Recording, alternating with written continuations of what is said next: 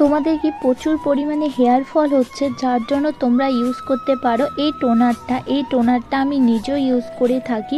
আর এই টোনারটা তোমরা নিয়মিত ইউজ করলে তোমাদের চুলের হেয়ার ফলটা কিন্তু অনেকটা কম হয়ে যাবে।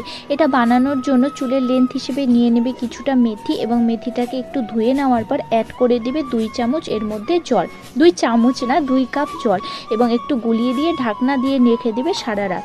পরের দিন দেখবে যে এই মেথির যে জলটা তার কালারটা কিন্তু অনেকটা চেঞ্জ হয়ে গেছে।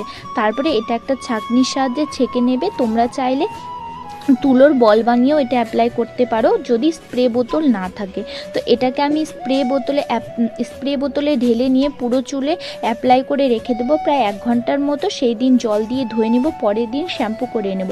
এর ফুল ভিডিওটা আমার first channel Poonam blog and beauty চ্যানেলে পেয়ে যাবে। তো আজকের মতো এইটুকুই, আবার দেখা হবে নেক্সট ভিডিওতে। Bye bye.